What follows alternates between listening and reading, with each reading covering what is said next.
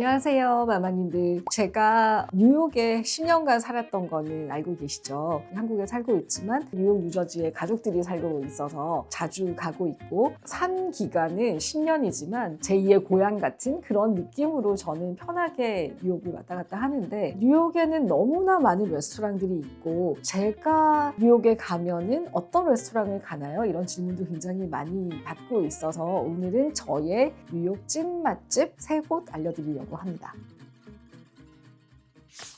저는 약간 성향상 요즘 막 핫하게 떠오르는 트렌디한 레스토랑보다는 오래되고 역사가 좀 머물러 있고 예전에 갔었던 추억들이 남아있는 레스토랑들을 좋아하는 편이에요. 그래서 새로운 경험도 좋지만 또 오랜 추억이 있는 곳도 한 곳씩은 꼭 가보곤 하는데요. 첫 번째는 아브라라는 그리스 레스토랑이에요.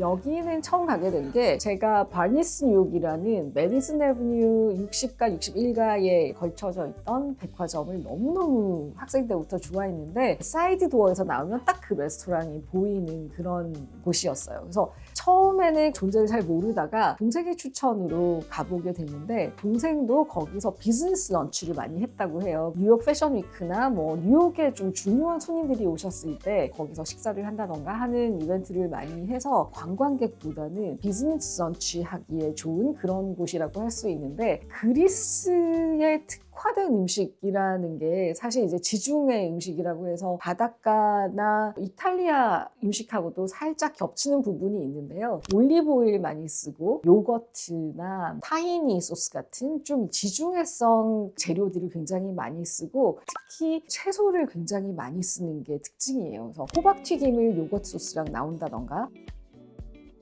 레스토랑 뒤쪽에 정말 깜짝 놀랄 정도로 백화점 수산물 코너인가 싶을 정도로 얼음 위에 랍스터, 생선, 조개류, 문어 이런 아이들이 쫙 이렇게 너무너무 싱싱하게 누워있어요. 가격이 안 나와 있어요. 그냥 왜 시세 막 이런 느낌으로. 왜냐면 그날 들어오는 생선의 크기가 다르고 또 요리하는 방법도 어떻게 해줄까나 물어봐서 해주시는 그런 레스토랑인데 그렇기 때문에 굉장히 건강하다는 느낌을 많이 받아요. 거기서 정말 이제 특이했던 거는 농어 구이를 추천을 받았어요. 농어는 브론지노라고 이탈리안이라고 해서 사실 뉴욕에는 이탈리안들이 굉장히 많기 때문에 이탈리아어로 브론지노라고 그냥 써있는 메뉴도 되게 많아요. 그래서 4명 저희 가족이 갔는데 4명 가족이면은 한 마리는 먹어야지 막 이렇게 웨이터가 그래서 보여줄게 그러더니 진짜 그 아까 얘기한 얼음 위에 있던 오늘의 농어를 진짜 2마리를 쟁반에 가져온 거예요. 이거는 35언즈고 이거는 45언즈라서 이건 얼마고 이건 얼마고 이런 식으로 얘기를 해주고 보여준 거를 가져가서 올리브 오일하고 시즈닝 해가지고 맛있고 촉촉하게 구워와서 정말 맛있는 식사를 했던 기억이 있습니다. 뉴욕은 워낙 멜팅팟이라는 별명답게 전 세계 모든 나라의 요리들이 들어와 있잖아요. 근데 미국 음식이라고 하면은 버거라던가 프렌치 프라이즈라던가 또 아니면 미국화된 이탈리안 피자라던가 이런 것들을 간편하게 많이 드실 수 있는데 라이트하고 건강식 메뉴가 궁금하시면 이 아브라라는 레스토랑을 추천드립니다. 60가 메디슨 애브뉴에 있기 때문에 거기서 든든하게 점심을 드시고 메디슨 애브뉴를 따라서 쭉 럭셔리 쇼핑을 하시는 것도 좋을 것 같아요. 메디슨 애브뉴는 거의 90가까지 쭉 올라가면서 럭셔리 브랜드들의 플래그십들이 다 있거든요. 보테가 베네타, 에르메스부터 해서 너무나 많은 브랜드들의 플래그십이 넓지 않은 길을 따라 쭉 올라가고 있기 때문에 쇼핑을 하실 때 이 아브라라는 레스토랑 추천드리는데요. 때로는 위에서부터 쇼핑해서 쭉 내려오시다가 아브라에서 저녁을 드시는 것도 추천드립니다. 자, 다음에 소개해드릴 레스토랑은 다운타운으로 쭉 내려와서 본드 스트리트에 있는 일부코라는 이탈리안 레스토랑인데요. 쌤, 여기 어떠세요? 와, 진짜 맛있습니다. 여기는 되게 코지한 이탈리안 레스토랑.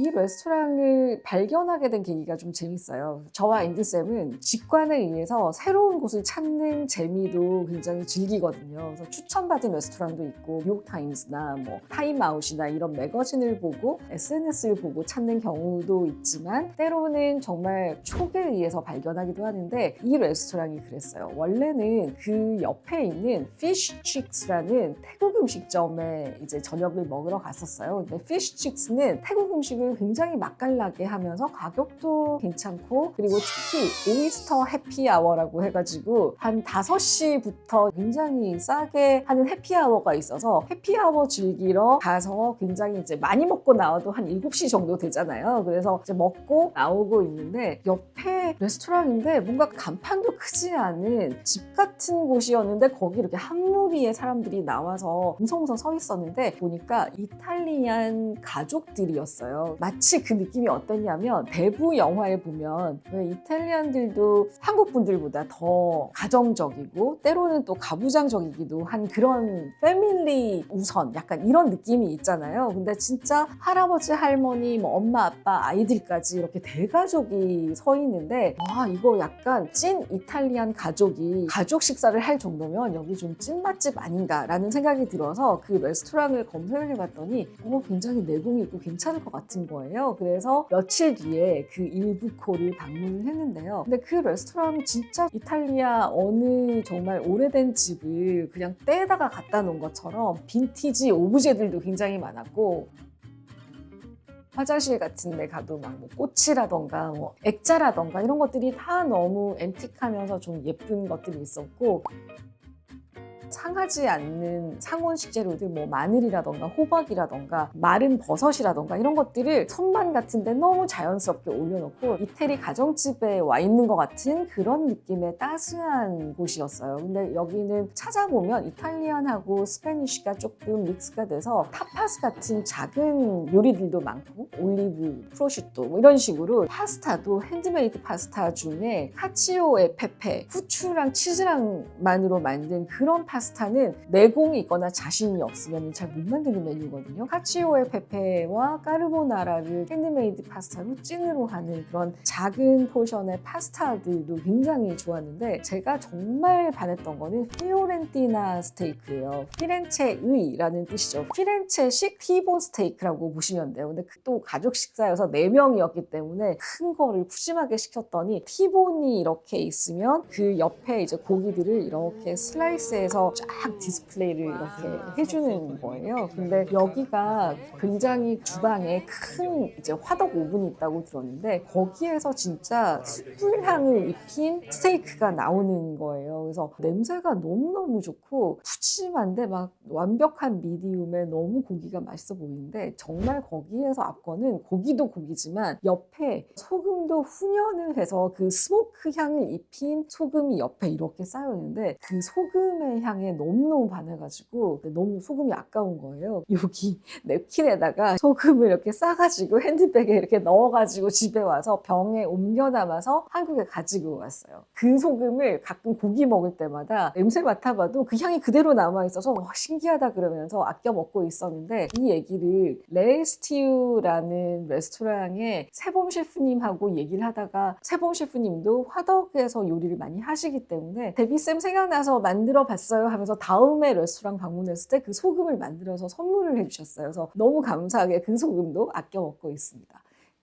레스토랑 하나를 하는 데는 쌓아온 시간과 또 노하우와 암비앙스라 그러죠. 이 전반적인 분위기, 책 하나 올려놓더라도 액자 하나 올려놓더라도 굉장히 그 레스토랑만의 분위기가 있어서 굉장히 기억에 남았고 특히 그날 12월 31일 가족 디너를 거기서 했기 때문에 훈훈하게 한 해를 마무리하는 느낌으로 식사를 할 수 있어서 굉장히 좋았던 기억으로 남아있습니다. 몇 년 전이었는데요. 그 당시에도 인스타그램에 이 레스토랑에 대한 이야기를 올렸더니 미국의 타 지역에 사시는 저희 임치님께서 뉴욕에 곧 가는데 거기 한번 가볼게요 하시고는 진짜로 식사를 하시고 나중에 데뷔쌤 추천으로 갔는데 정말 좋았다라는 평을 또 남겨주시기도 했습니다. 아마도 그냥 방문하시는 분들이 주로 가시는 그런 트렌디한 레스토랑은 아니지만 한 번쯤 검색해보시고 가시면 좋겠습니다. 마지막으로 소개해드릴 레스토랑은 맨하타라는 레스토랑인데요.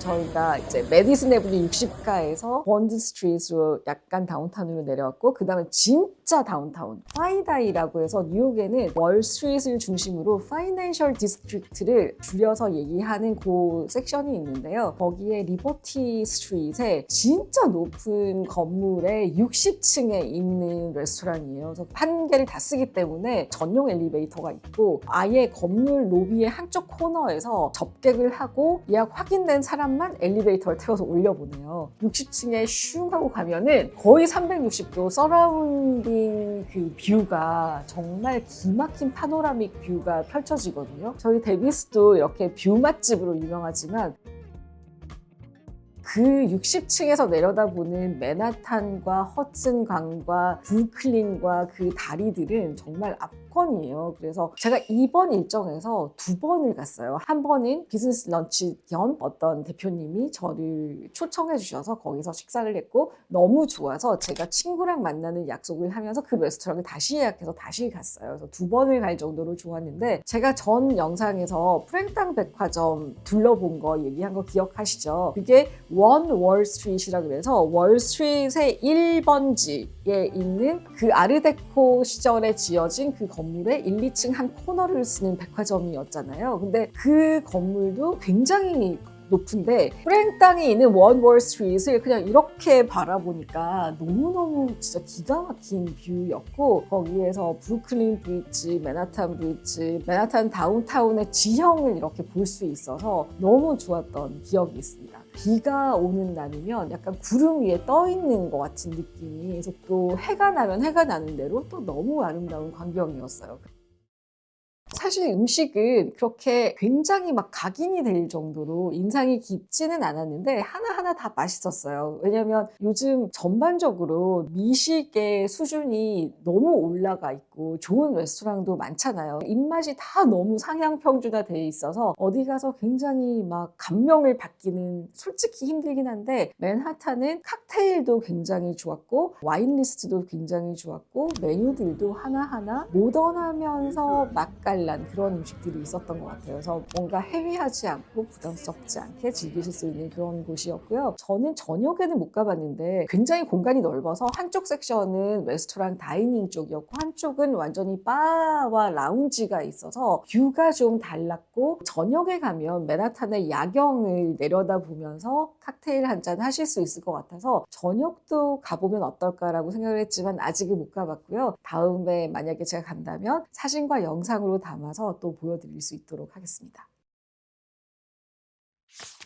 자, 오늘은 최근 뉴욕에 가서 아니면 오래전부터 뉴욕에서 가면은 즐겨가는 레스토랑, 또 이번에 처음 발굴한 레스토랑 3곳을 알려드렸고, 사이드로 약간 옆에 있는 레스토랑까지 언급을 해드렸는데요. 최근에는 K-웨이브의 열풍으로 한국 음식을 새롭게 뉴욕 스타일로 재현한 그런 레스토랑들이 굉장히 각광을 받고 있어요. 자리가 없을 정도로 코코닭이라든지, 코코닭은 불어로 닭과 한글의 닭을 이렇게 합성한 것 같은 그런 개념으로 한국식 치킨과 한국식 메뉴가 있는데 약간 세팅은 너무너무 화려한 라운지 바처럼 해놓고 샴페인을 마실 수 있는, 그래서 뉴욕 현지인들이 너무너무 줄을 서는 그런 레스토랑도 있고, 미슐랭을 많이 받은 정식이라던가 아토믹스 같은 레스토랑도 있고요. 요즘은 또 기사식당을 그대로 재현해서 이런 쟁반에다가 반찬들까지 그대로 주는 세상에서 가장 비싼 기사식당이라고 하는 찐 한국 음식으로 그대로 승부하는 그런 식당까지 굉장히 열풍을 몰고 오고 있어요. 근데 저는 아쉽게도 그 중에 아무것도 일정이 안 맞아서 못 가봤는데요. 다음에는 뉴요커들이 더 사랑하는 한국 스타일의 뉴욕 맛집도 한번 모아서 소개를 해드려 볼게요. 자, 여기까지 데비마마의 뉴욕 찐맛집 즐겁게 들으셨나요? 다음에 뉴욕에 가시게 된다면 한 번씩 예약하시고 가보시면 좋겠습니다. 물론 데비스에도 식사하러 오시고요. 오늘 제가 언급한 레스토랑들 말고도 혹시 본인만의 찐 맛집이 있으시다 그러시면 댓글로 남겨주시면 저도 다음에 경험해 보도록 하겠습니다. 구독, 좋아요, 알림 설정도 꼭 부탁드리고요. 다음에 또 재미있는 이야기로 돌아오겠습니다. 감사합니다.